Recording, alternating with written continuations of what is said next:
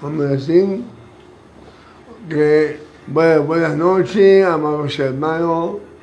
Aquí vamos a dar comienzo pues a la transmisión en vivo del estudio correspondiente en el día de hoy.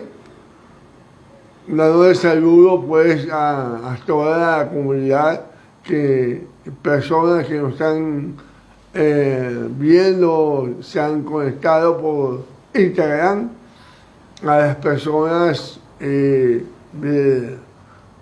Caracas, de la congregación Bellacó, Los Teques, también de la congregación del Valle aquí en Caracas, Tefilá.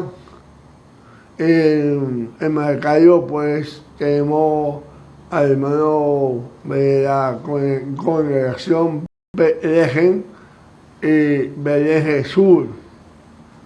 A los que nos escuchen en Colombia, a los hermanos allá en Colombia, también en Panamá, tenemos en Argentina, a Rolando, a todos ellos, también en España, Brasil, a todos, que tenemos pues una audiencia muy importante en estos países que acabamos de nombrar. Muchos saludos. Vamos entonces a dar comienzo. Quiero recordar a los de Instagram, también a las personas que se conecten a través de YouTube, que le den a la campanita y dejen sus comentarios. Es importante para nosotros ver sus opiniones. ¿Qué opinión tiene usted de los estudios que estamos realizando?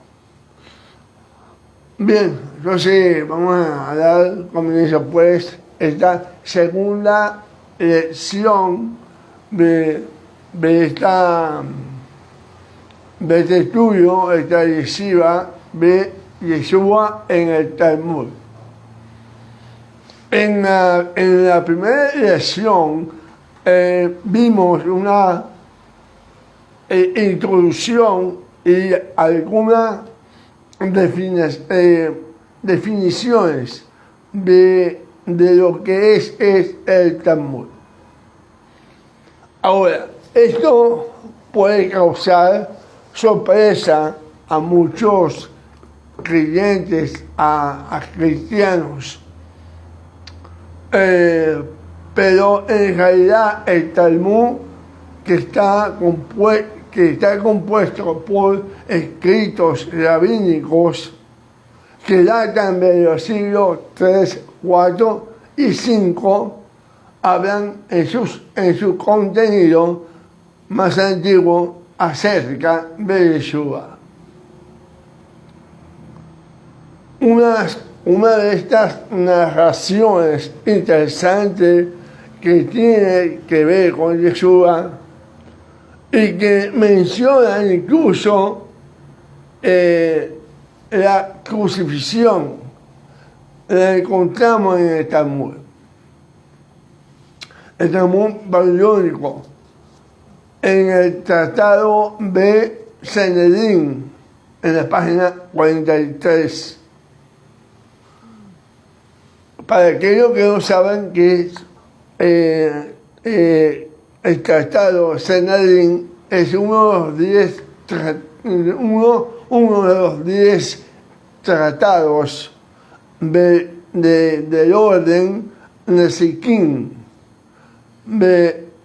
que es una sección del Talmud babilónico que se ocupa de los daños y de los procedimientos civiles y penales. Y como justamente se va a tocar el tema del procedimiento de nuestro Mashiach Yeshua, el contexto del pasaje que vamos a leer relata de cómo un criminal convicto debía ser ejecutado. La Mishnah, ¿verdad?, en realidad dice, y estoy leyendo de esta forma: si entonces ellos lo encuentran inocente, era puesto en libertad. De lo contrario, tendría que salir para apedrearlo, y un mensajero le precedía, iba delante de la persona, clamando, llorando: tal y tal, el hijo de fulano, es llevado para que sea apedreado porque ha cometido tal y tal ofensa, y sus testigos son Megano y Sultano. Y cualquiera que tenga algo que decir en favor del acusado, que se presente aquí y lo exponga. Eso es lo que nos está relatando el Talmud referente a nuestro Mashiach en el juicio que hicieron. Es interesante que incluso después de darse la declaración del culpable y después que la Corte ha pronunciado la sentencia, la Corte da una oportunidad hasta el último momento antes de la ejecución. Pero si un testigo puede aparecer y cambiar el veredicto, hasta ese momento da la oportunidad para que presente algo en defensa del convicto.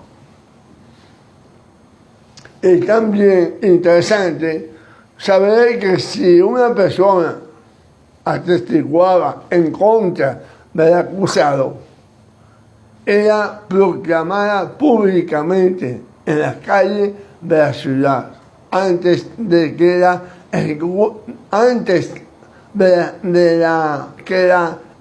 ejecución tuviera lugar. En otras palabras, si usted era un testigo que llevó a condenación a otra persona, usted no podía esconderse y convertirse en un testigo anónimo. Tenía que ser públicamente. Las fuentes de información y los testimonios que condenaban al acusado eran hechas públicas para que ninguno de los miembros de la comunidad supiera algo acerca de un testigo falso, de que sea un complot o de que sea una situación de un testigo, por ejemplo, que fuera falso, que fuera falso, no se podía ser aceptado como un testigo kosher, si no era fiel divino. Entonces, en la ley judía, no todas las personas podían ser un testigo válido. Debía ser una persona justa, sobresaliente, honesta y respetada por el resto de la comunidad para ser aceptada. De hecho, la situación llegó al punto donde en muchas ocasiones el testimonio de una mujer no era aceptado, pues se pensaba que el testimonio de una mujer no era confiable. Por supuesto, hoy día las cosas han cambiado en el mundo. movimientos de liberación femenina y otros movimientos ha penetrado en congregaciones y comunidades de creyentes y ha cambiado el concepto acerca de la mujer. Sin embargo, en el antiguo mundo talmúdico del periodo bizantino, que el imperio bizantino fue cuando Constantino I, el llamado Constantino el Grande, comenzó a levantar la nueva Roma en el año 324 al año 330. Esta ciudad fue consagrada bajo el nombre de Constantinopla, en honor a su nombre, o ciudad de Constantino también la llamaba, convirtiéndola en la capital del Imperio Romano de Oriente, conocido como Imperio Bizantino. Entonces, en esa época, la mujer no era reconocida como testigo, solo el hombre, que incluso debía tener una buena reputación. Es decir, era una persona justa para poder ser aceptado como testigo fidedigno, realmente. Que lo podemos decir que sería como kosher, ¿no? Entonces, de tal manera, el testigo era proclamado públicamente. Y entonces, si alguien se presentaba para declarar que el testigo no era kosher o que llevaba o tenía una nueva evidencia, había sido encontrada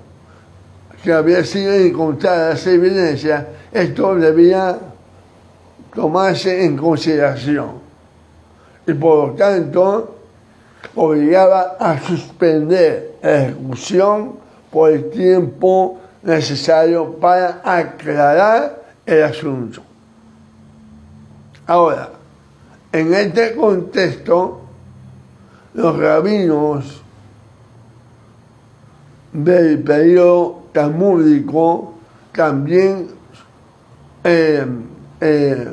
tienen sus discusiones. Uno de los rabinos de nombre Abaye,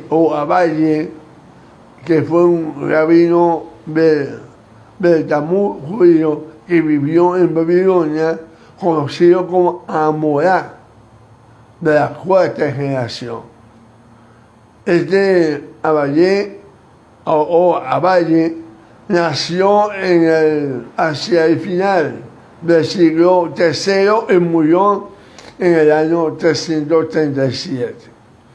Este Abaye, este rabino talmúdico, decía: debe ser anunciado también el día cuando se presentaba un cargo, una evidencia.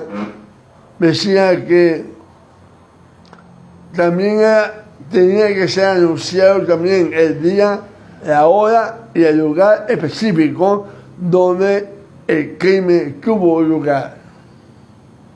En otras palabras, es un crimen, no es un crimen imaginario, sino que debe tener fechas y lugares, y por lo tanto la condena debe darse a partir de testigos específicos en esos lugares y fechas específicos.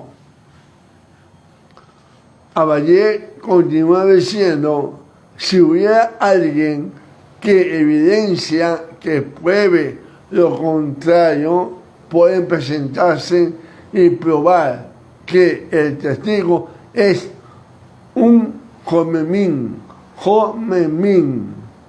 Jomelmin significa que en este contexto la persona es un testigo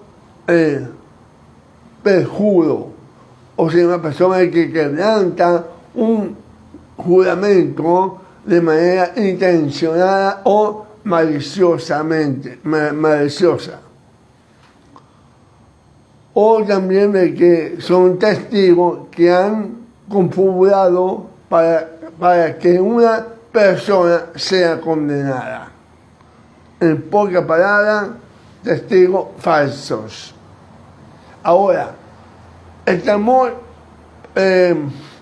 prosigue con la discusión y menciona la manifestación de la Mishnah. Y el mensajero lo preside. El mensajero precede al convicto clamando, como ya hace poco, fulano ha cometido tal y tal crimen. Y esto es lo que el Talmud dice acerca de esto. Y lo que la Gemara dice acerca de esto.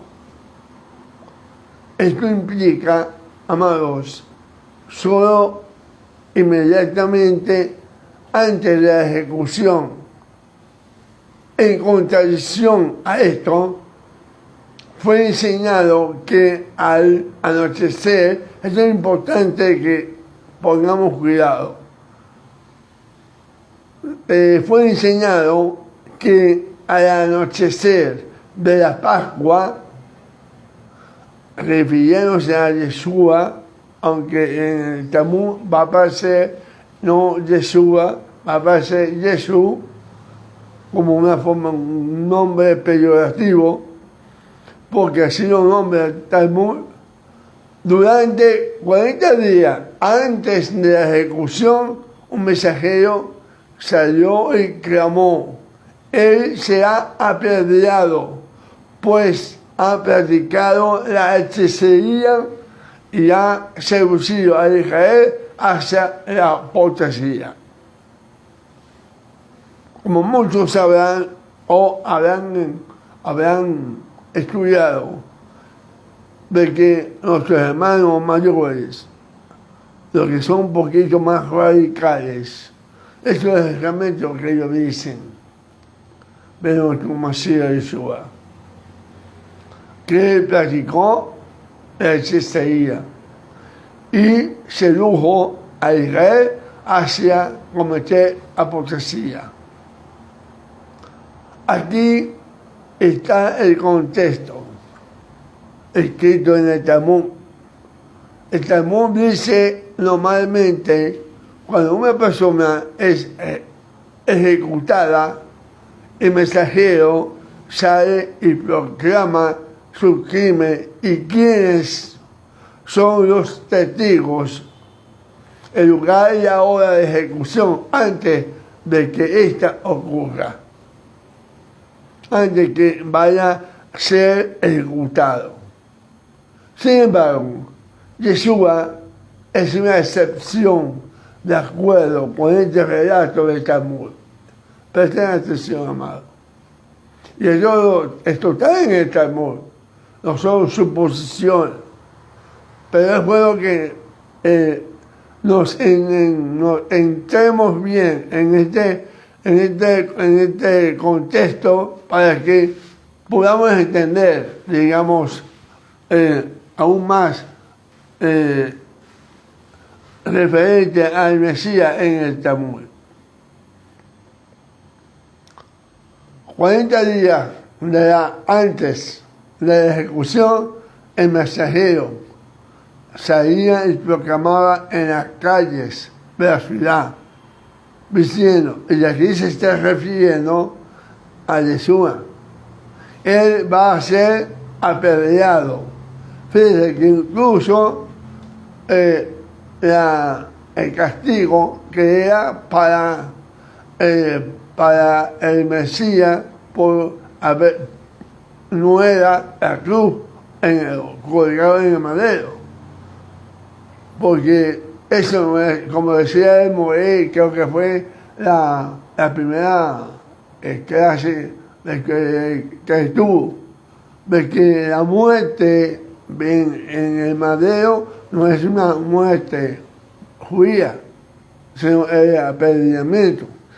Entonces, por eso aquí el Talmud menciona, él va a ser apedreado, porque ha practicado la hechicería y ha inducido a Israel a la apostasía. Cualquiera que tenga algo que decir en su favor, que salga y lo manifieste en su causa. Estas son las palabras del Talmud escritas, y que el mensajero dijo durante 40 días tras día, antes de la ejecución de Yeshua. El Talmud continúa diciendo, pero puesto que nada había sido declarado a su favor, fue colgado al anochecer del día de la Pascua. Ahí cambió el castigo, porque solo lo decidieron los romanos cuando Poncio Pilato. Es algo interesante, amado, esto. Primero que todo, tenemos aquí una fuente de información rabínica, una fuente judía que dice y admite que Yeshua fue colgado por decisión de una corte judía. ¿Ok?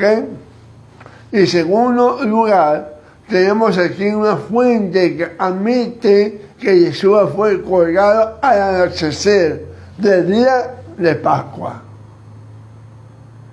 Interesante, ¿verdad? Aunque yo sé que muchas cosas no están redactadas en el Midrash, pero tenemos una fuente como el Talmud, una fuente judía que hace mención del relato de lo que aconteció a nuestro Mashiach Yeshua. Estos dos hechos que acabo de nombrar son muy importantes en la historia judía, porque por siglos la comunidad judía negó que Yeshua fuera crucificado por decisión de una corte judía. De hecho, durante siglos, rabinos judíos y eruditos judíos negaron incluso la existencia de Yeshua. Y aquí tenemos dentro de sus registros rabínicos una misión clara de estos dos eventos. Yeshua existió, fue juzgado por una corte judía y fue ejecutado al anochecer del día de Pascua por orden de una corte judía. Estas admisiones que dicen que Yeshua existió, fue juzgado por una corte judía y fue ejecutado al anochecer del día de Pascua por orden de una corte judía, son en sí mismas muy importantes. Pero, como podemos ver, el relato es polémico, en verdad, es polémico, porque no es un relato histórico. No viene a confirmar un hecho histórico, más parece ser una pieza propagandista en contra de Yeshua y de sus seguidores, el cristianismo. Y vamos a ver esto en la continuación de este tema. Por supuesto, el relato mismo no encaja con las fuentes del Brit Hadashah, con el Nuevo Testamento. Lo que dice el Talmud con el Brit Hadashah, eso el Nuevo Testamento no lo menciona. Lo que he mencionado, muchas cosas no lo menciona el Brit Hadashah. Primero que todo, Yeshua fue juzgado la noche antes de su ejecución, de acuerdo con el Nuevo Testamento, no 40 días antes. En segundo lugar, la frase que indica que iba a ser apedreado por practicar hechicería e inducir a Israel a la apostasía es una frase común en el Talmud, atribuida a casi todo hereje. Espero que me hayan entendido esta posición mía. No es precisamente las acusaciones hechas a Yeshua, puesto que a todos herejes se les culpaba de lo mismo. Entonces, a nuestro Mashiach le culparon de esto como si fuera un hereje, como si fuera un hechicero y que estaba induciendo al pueblo a la apostasía. Será interesante, amado, para nosotros, el deseo siguiente, preguntar por qué es que esta frase también se relaciona con Yeshua. Otra polémica interesante que está añadida en este pasaje es que durante todos los 40 días el mensajero salió a proclamar, de acuerdo con el relato, pidiendo a cualquiera que tuviera que decir algo a su favor o a favor de Yeshua, y que nadie lo hizo en todo estos 40 días. Resulta ser que esta es una técnica de hacer la polémica interesante. En otras palabras, justifica la crucifixión de Yeshua y parece decir, vean, nosotros le dimos la oportunidad. Durante 40 días le dimos al público la oportunidad de venir y defenderlo, pero nadie se acercó en esos días. O sea, en otras palabras, dicen ellos, fuimos más allá de nuestra obligación para que Yeshua tuviera un juicio justo. Ese es el propósito, amado, ese es el propósito polémico de este relato hasta este punto. Ahora, otro rabino del siglo III y IV, de nombre Ula, hace una manifestación que difiere de lo dicho en el nombre de rabino Abaye, el que estamos hablando.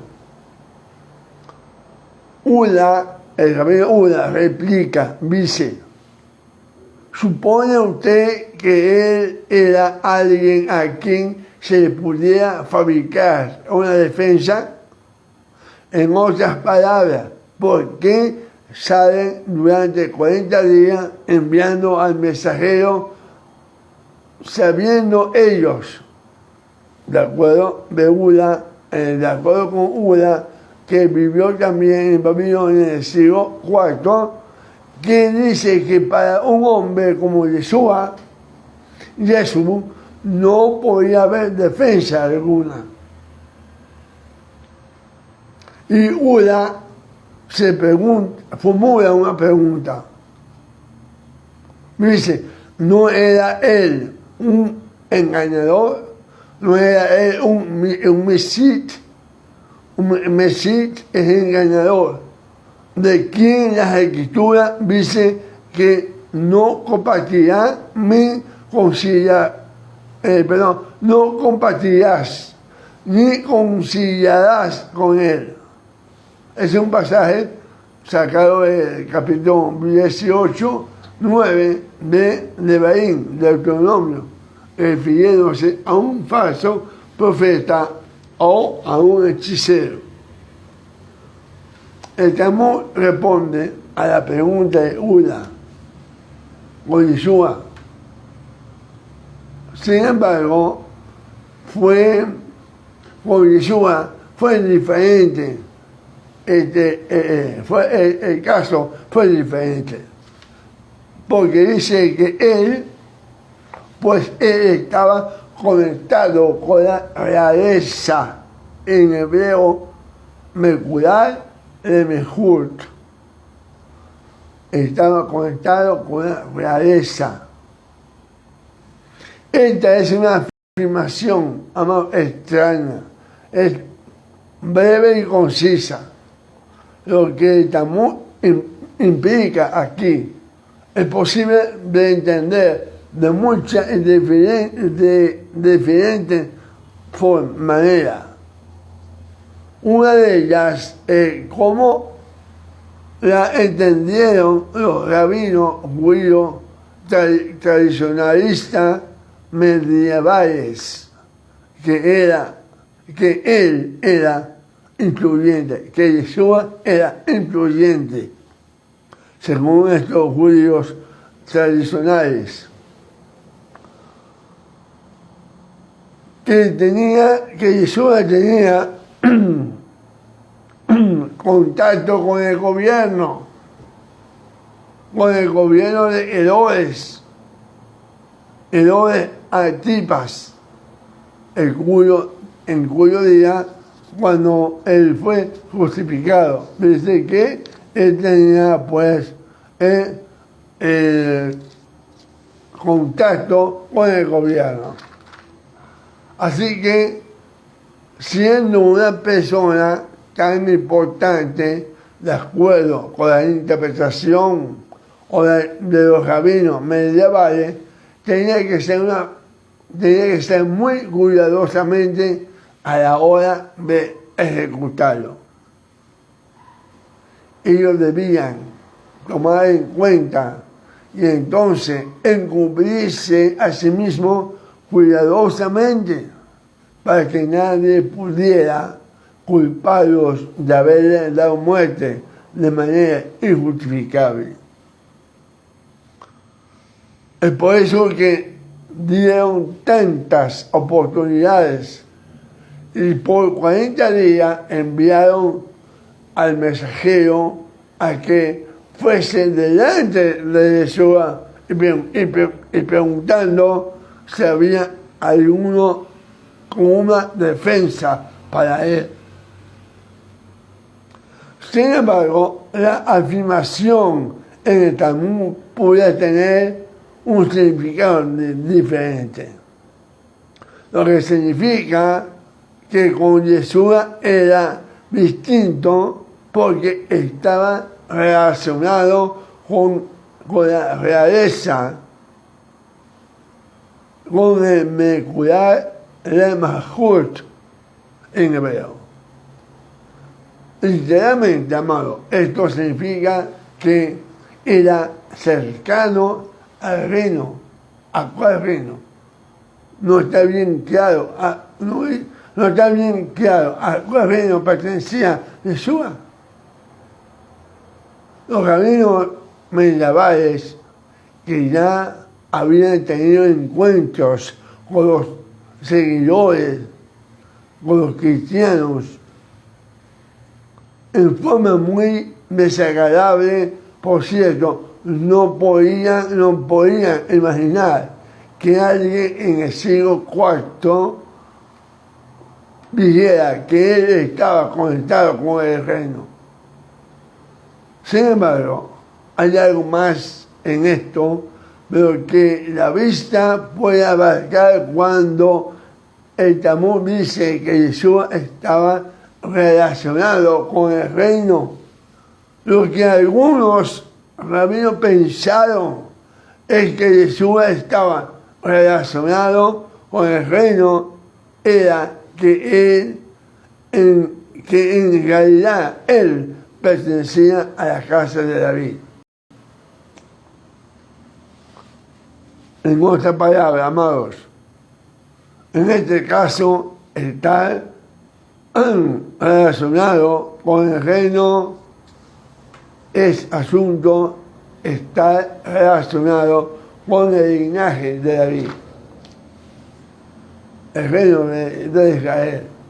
Y esta es la razón por la que no podían apresurarse a ejecutarlo sin este periodo extra de 40 días, buscando a alguien que hiciera algún tipo de defensa para él. No sé si me están entendiendo hasta este momento. Ojalá que me puedan decir amén.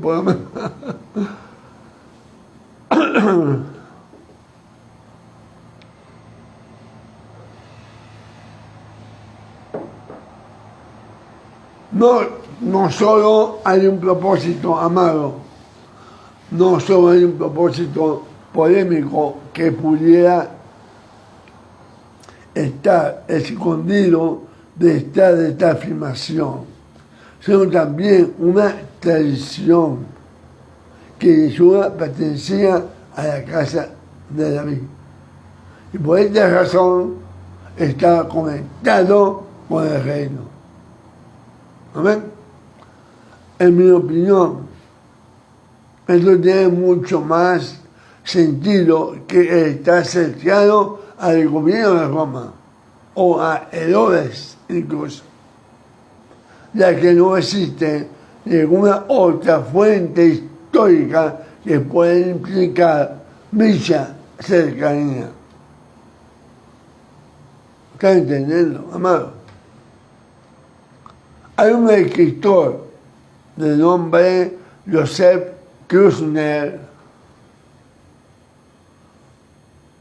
En su libro, un libro que él escribió llamado Jesús de Nazaret, fue publicado al inicio del siglo XX, comenta acerca de este pasaje en el Talmud que menciona a Yeshua, y a su cercanía con el reino, lo que estamos discutiendo hasta ahorita. En el libro, en la página 27 del libro, Joseph Krasner, dice: las autoridades del Talmud no niegan que Yeshua hizo señales y milagros, pero los vieron como actos simples de hechicería.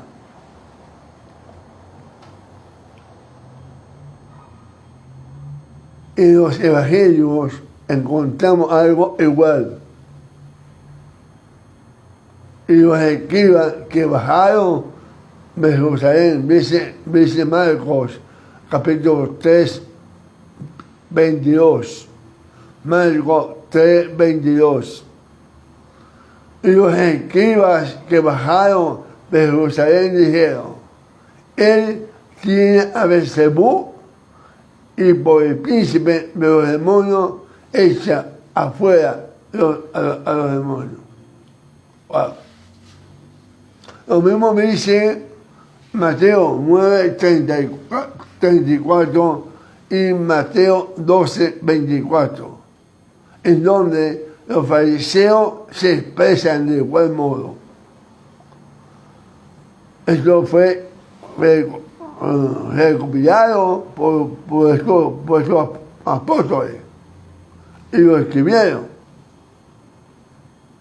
que fue por inducir y por encantar que las razones por las que fue enviado al madero estaba claro para los recopiladores de la Mishnah, los Tanaim, puesto que en esos días los discípulos se habían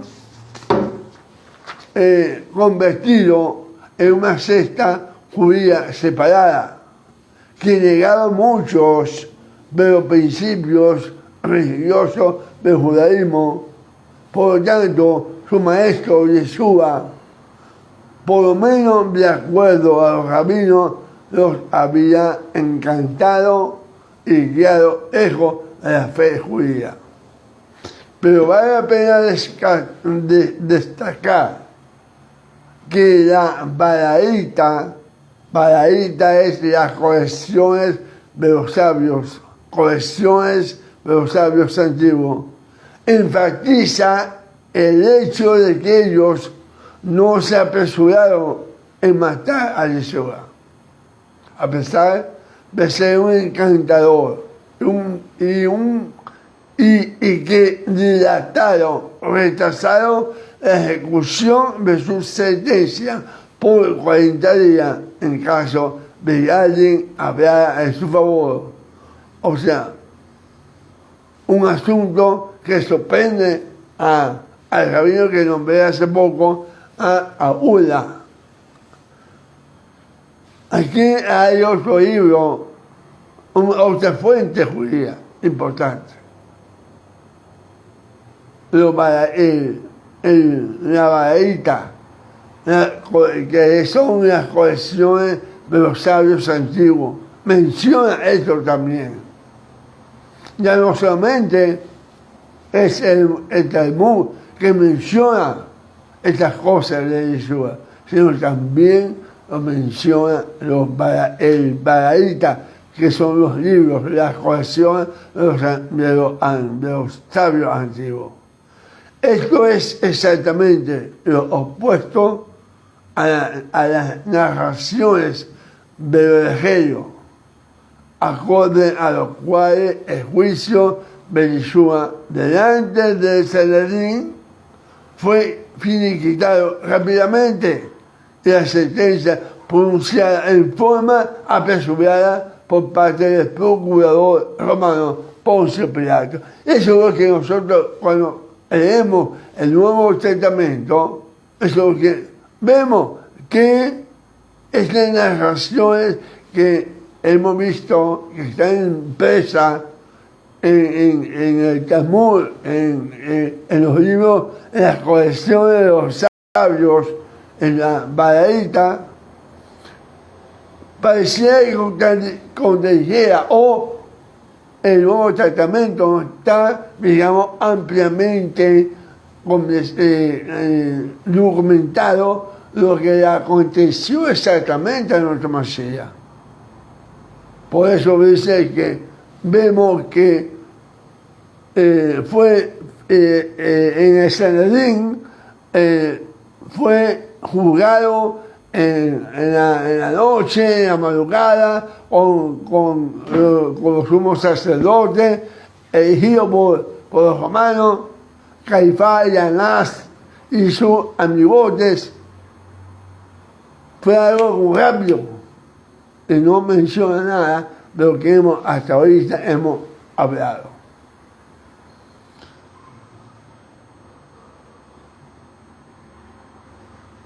En opinión de quien escribe el tema mensajero, el tema del mensajero tiene una tendencia obvia y es muy difícil de pensar que sea histórica. Lo que el mensajero hacía, pues, Así que el escritor que acabo de nombrar, Joseph Krachner, en su muy diplomática forma de poner las cosas, dice que le es difícil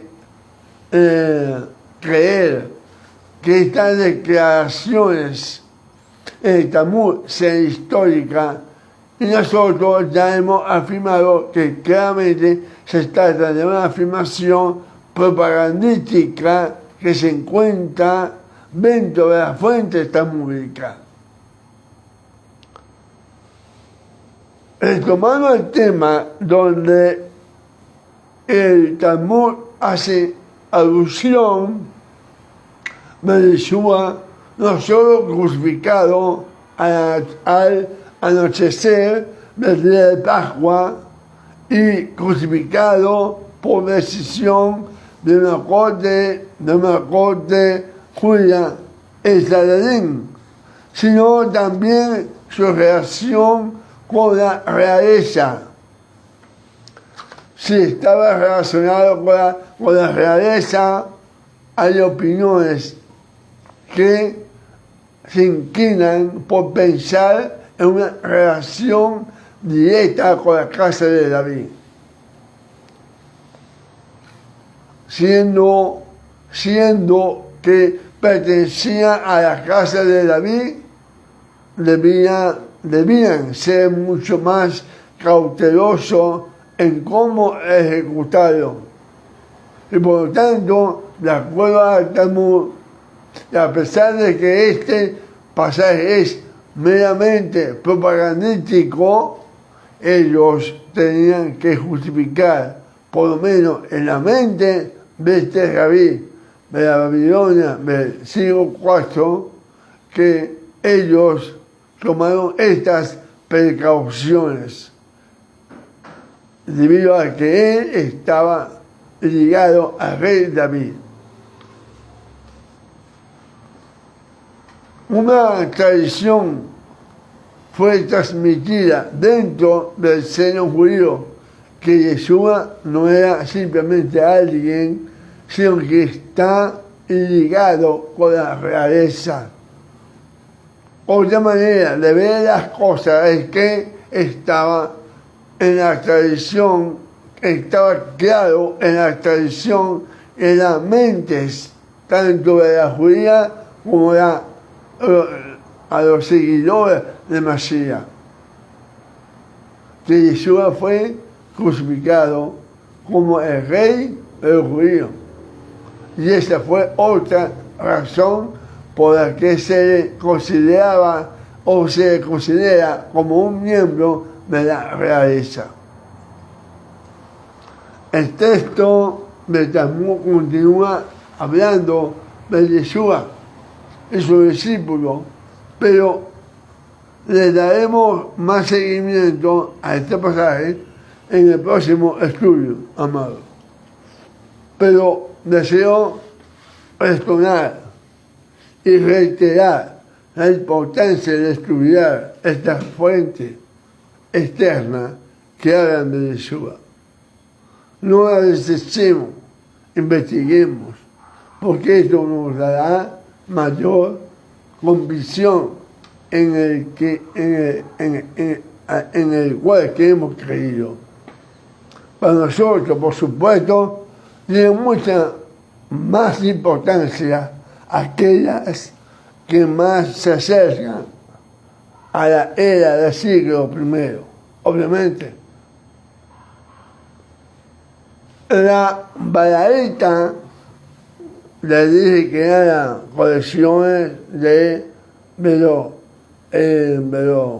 sabios judíos de la antigüedad,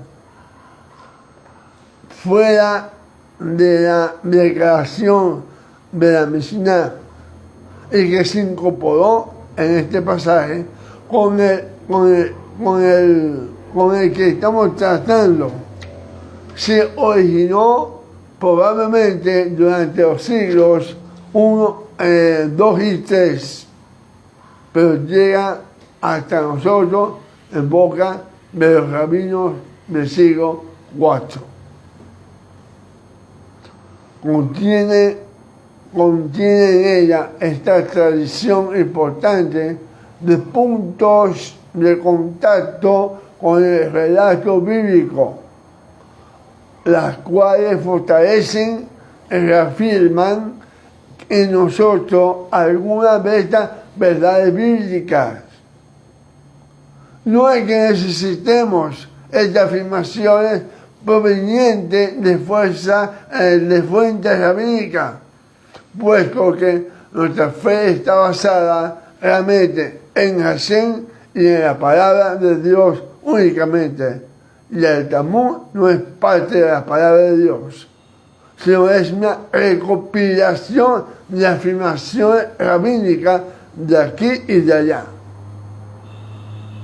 Pero sí contiene información cruzada que nos muestran dos cosas: cómo el pueblo judío se acercó al Evangelio, porque además del hecho fundamental de que el Evangelio no puede ser negado, aún en los tiempos más oscuros del cristianismo, por los rabinos judíos, no puede ser negado. Ahora, esta idea de que Jesús fue acusado o condenado por practicar hechicería e inducir a la apostasía al pueblo de Israel es en sí misma muy interesante. Como Krasner, el escritor, lo dice, y lo hace mención en su libro, que incluso en el Brit Hadashah, en el Nuevo Testamento, los fariseos trataron de acusar a Jesús de echar fuera demonios en nombre de Beelzebú, en nombre de demonios. Ellos no pueden negar que estos acontecimientos sucedieron en realidad, que milagros fueron hechos y que Jesús echó fuera demonios, solo que ellos distorsionaban la verdad, diciendo que hizo esto con el poder de la hechicería. Ahora bien, dicen que fue un acto de demonio, pero esto no tuvo ningún efecto en el Brit Hadashah. Durante el periodo del Talmud, ellos ya sabían de esa inefectividad, por lo que idearon toda clase de rumores para explicar los poderes con los cuales Jesús había llegado. Vamos a estudiar estos rumores, esta historia en el próximo capítulo.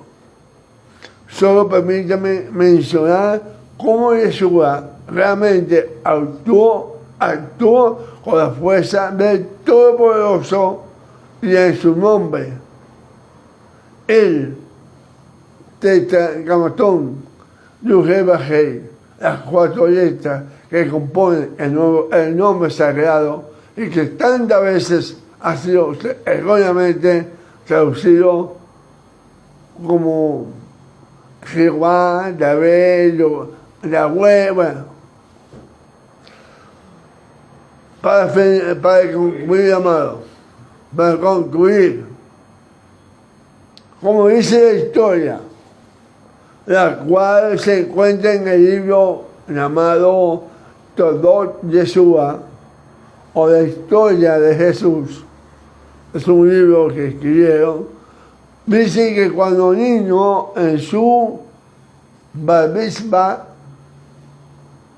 que llegó a Jerusalén con su padre y discutió con los rabinos y los sacerdotes del templo, que él entró al lugar santísimo y escuchó a los ángeles pronunciar el nombre de Dios y lo utilizó.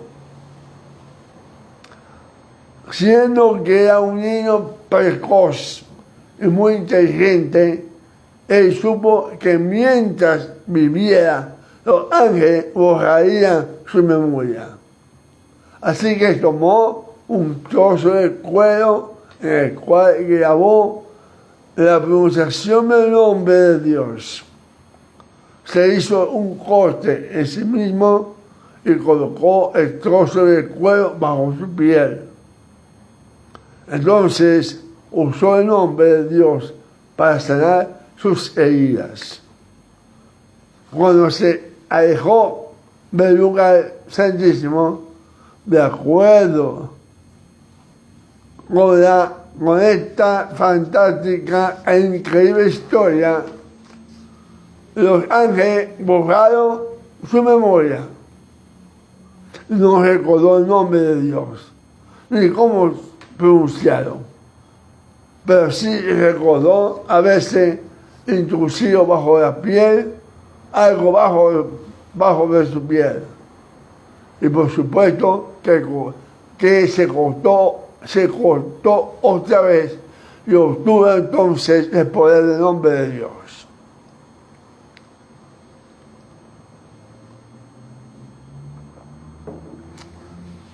Wow. Dicha historia es interesante porque nos explican dos cosas. Nos dice que Yeshua realmente obró milagros, algo que ellos no pudieron negar. Lo segundo es que ellos no pudieron probar que lo que él hizo provenía de un poder diferente, de otra fuente de poder, porque él hizo cosas buenas. Sanó a los enfermos, resucitó a los muertos, abrió a los ojos a los ciegos, limpió a los leprosos de su lepra, en fin, etcétera, etcétera. ¿Quién puede decir que esto es maldad? Así que, si es bueno, tiene que haber sido en el nombre de Dios. Y eso explica cómo obtuvo el nombre de Dios. El hecho de que ellos no pudieron negar estas cosas y en la historia tratarán, de explicar cómo en este relato debe servir de mucho estímulo para nosotros. Saber que aún hoy día no se puede negar el poder de Dios verdadísimo en Yeshua el Mesías. Bueno, amado, he llegado pues al final de este estudio. Espero que haya sido interesante para ustedes, como ha sido para mí. Me han refrescado muchas cosas. Y me han aclarado más cosas todavía que yo no sabía.